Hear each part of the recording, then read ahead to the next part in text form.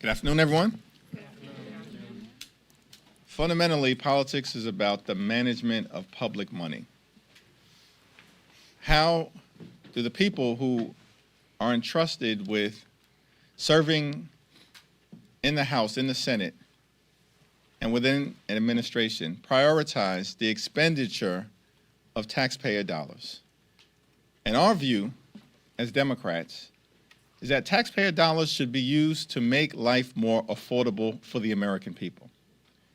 In an environment where the cost of living is way too high, which is why Democrats are going to continue to focus on driving down the high cost of living, fixing our broken healthcare system, and making sure that people in this country who work hard and play by the rules aren't simply surviving, but they can thrive. Because far too many people in this country are struggling to live paycheck to paycheck. One of the challenges that we have in this country is that Republicans have decided to manage the public's money recklessly. Taxpayer dollars should be used to make your life more affordable. Instead, Republicans have decided to actually use it to enact massive tax breaks for their billionaire donors. That's what the one big ugly bill was all about. Republicans have decided to use taxpayer dollars to create a $75 billion slush fund to unleash mass and poorly trained, out-of-control ICE agents on American communities, brutalizing and in some cases killing American citizens and violently targeting law-abiding immigrant families. That's how Republicans have chosen to use the taxpayer dollars of the American people to manage public money. And now, of course, we've seen Republicans, led by Donald Trump, plunging America into another endless conflict in the Middle East, spending billions of dollars to bomb Iran. But they can't find a dime to make it more affordable for the American people to go see a doctor when they need one. Can't find a dime to make it easier for Americans who are working hard to purchase their first home. And they can't find a dime to lower the grocery bills of the American people. And instead, of course, the reckless Trump tariffs have increased costs on everyday Americans by thousands of dollars per year. Democrats are committed. This is the fundamental fight at this moment to making sure that we jealously guard the resources of the American people and we use it to make life better for everyday Americans, not actually make things worse, which is what Donald Trump and the Republicans have done. Questions? Mr. Leader. Kristi Noem has just... Thank you. You served with Markwayne Mullin in the House of Representatives. He's been in the Senate for a couple of years now. He is somebody who's tight with the president. Is this an upgrade, in your opinion? Well, let's cross that bridge when we get to it, and we'll see what he has to say when and if there is. What was your impression of serving with him in the House? I don't have any comment right now on what's to come. Let's focus on what's taking place right now. Kristi Noem is gone. Good riddance. She was a disaster, and House Democrats made something very clear several weeks ago. We said either Kristi Noem is fired or she's going to be impeached. Does that change the ICE conversation? And Kristi Noem has been fired, consistent with what we have demanded on behalf of the American people. But let me also make clear, a change in personnel is not sufficient. We need a change in policy. And that has to be bold, dramatic, transformational, and meaningful. And we've laid out 10 different demands standing on the side of the American people, including but not limited to judicial warrants, a ban on racial profiling, a prohibition on ICE targeting sensitive locations like schools, hospitals, polling sites, and houses of worship, a requirement that ICE agents are actually vetted through criminal background checks and actually trained, the implementation of a prohibition on the excessive use of force, which we've seen horrifically been unleashed on the American people, and of course, a requirement that ICE agents who break the law can be criminally investigated by state and local authorities. These are the type of policy changes that are going to be necessary to move us forward to ensure that ICE actually conducts itself like every other law enforcement agency in the country. That's our fundamental demand. Every other law enforcement agency in the country. So, of course, this change in personnel is welcome. Kristi Noem was a disgrace, and we made clear what was going to happen. One way or the other. Could it happen the easy way or the hard way? He's chosen the easy way. But now we still have work that needs to be done in terms of the policy changes. Thank you, Mr. Leader. Congressman Tony Gonzalez said yesterday on a podcast that he did have an affair with a late staffer who later died by suicide. At this point, would you support expulsion for Congressman Gonzalez now that he's admitted that? He's violated the laws. If an expulsion resolution were presented before the House of Representatives, I would, of course, support it. Would House Democrats investigate Kristi Noem as an ex-cabinet secretary? We haven't had that conversation yet, but what we do know, as was gloriously exposed by Congressman Joe Neguse, she's a living, breathing article of impeachment in terms of the abuse of power and the corruption that Kristi Noem has engaged in. And we need to make sure that every single taxpayer dollar is accounted for, that she was allowed to brazenly abuse, if not personally benefit from. And so there will be continuing efforts led by Benny Thompson and Robert Garcia and Jamie Raskin and members of those committees to make sure that we are looking out for the appropriate expenditure of taxpayer dollars. And wherever that leads, it leads.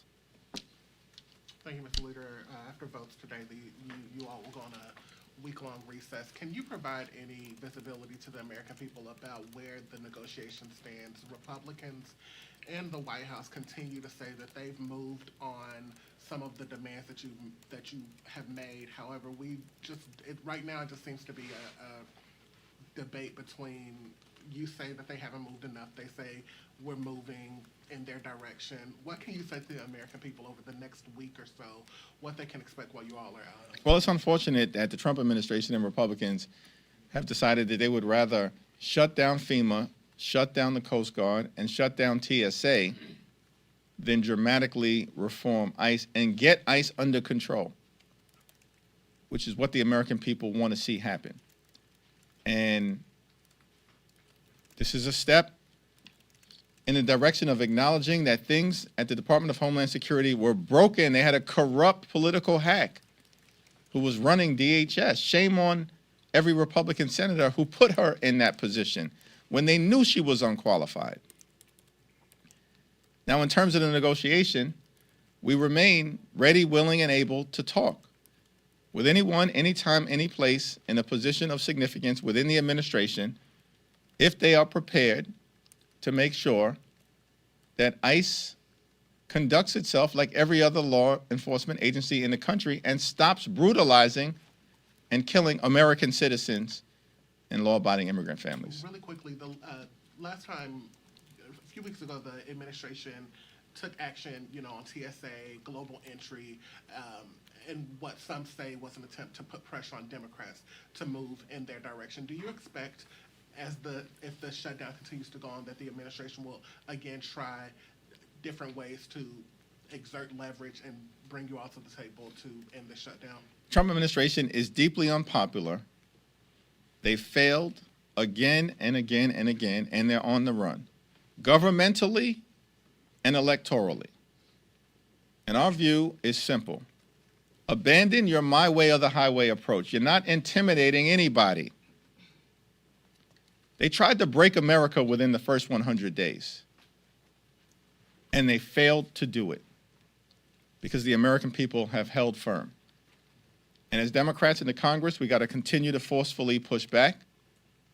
We'll do that in the courts, and we certainly will do that in communities all across the nation, and we're winning the hearts and minds of the American people. We just saw that again in Texas. and in Arkansas.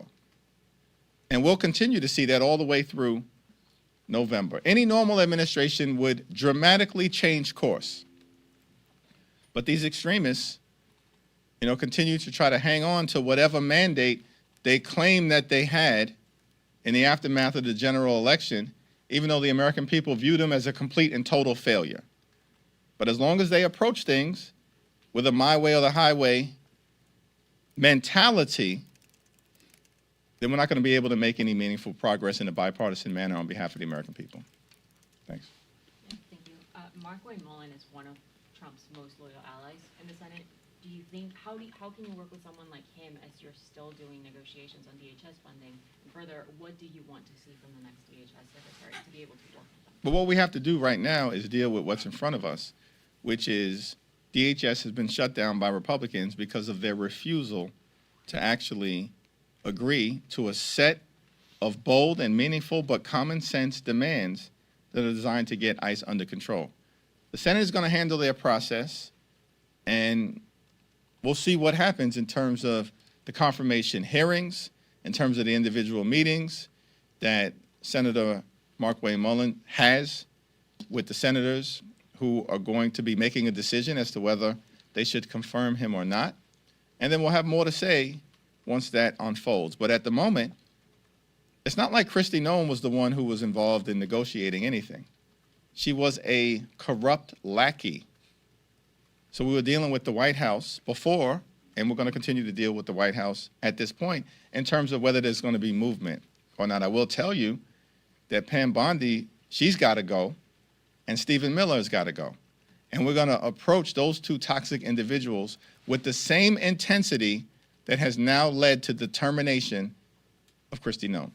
You're saying with Mullin though that he has to confirm. Can't he just work on an acting capacity, and that would mean that you have to work with him in the meantime? No. Thank you. Obviously, there are two votes this afternoon on the War Powers Resolution. Some of your members are seemingly wavering. How do you expect it to go? And if it does not move forward, will you then support the alternate that was also brought up? Well, we'll cross that bridge when we get to it. Right now, we're focused on securing strong Democratic support for this War Powers Resolution. We believe that Donald Trump needed to get authorization for engaging in a war. He admits it's a war. The so-called Secretary of Defense, the most unqualified person to ever hold that position as well, he acknowledges that it's a war.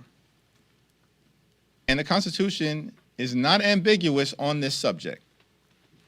And there's a reason. The framers were very clear. They wanted to make sure that the people's house, that the most direct representatives of the American people were the ones who could weigh in on issues of war and peace so that we could press an administration as to whether they have a plan. What's the justification for sending American men and women into a theater of war, risking their lives? As we've seen, we've already tragically lost 6 heroic servicemen and women. And we mourn for them, and we pray for their families. And we don't want to see any more American lives lost in Trump's war of choice. And so we're going to continue to engage with members over the next few hours in advance of the vote. There is going to be strong Democratic support and bipartisan support. And we're hoping that just a handful of additional Republicans beyond the 2 who have publicly said they're with us will do the right thing on behalf of the people that they are privileged to represent so we can enact this War Powers Resolution. George Washington said in his farewell speech to the nation, and I've never forgotten this upon reading it, it wasn't there at the time, that the Constitution is sacredly obligatory upon all. That was his farewell message, final public speech to this new nation. The Constitution is sacredly obligatory upon all. That means everybody. There's no Trump exclusion. There's no wannabe king exclusion.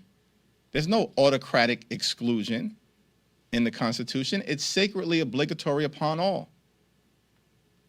And we just need our Republican colleagues to get some guts at this moment, as Rand Paul said yesterday, get some guts and start acting like you're part of a separate and co-equal branch of government. On the subject of Iran, the administration and Republicans have said there may be a need for a supplemental funding request. What is House Democratic leadership position on a potential supplemental request? Yeah, we haven't had any conversation about the possibility of a supplemental funding request because at the moment, the administration can't even provide a justification for why we're in this massive conflict and war in the Middle East right now. They have not bothered to make that case to the American people. And their explanations are all over the place in terms of what prompted Donald Trump's decision. In fact, most recently, the White House has said Donald Trump had a feeling. Can you believe that? A feeling. You send American men and women into war with a high likelihood of them dying based on Donald Trump's feeling? That's insanity to me. There's no evidence that there was an imminent threat to the United States of America. No evidence that they had reconstituted their nuclear program. No evidence that they have intercontinental ballistic missiles that can reach our shores. And so, before we even get to the consideration of a supplemental request, let's have the debate about how taxpayer dollars are being wasted right now. Billions spent to bomb the Middle East, triggering an all-out war that now involves more than a dozen countries, as opposed to actually Republicans bothering to find a dime to lower grocery prices or make life better for the American people. Thank you, everyone.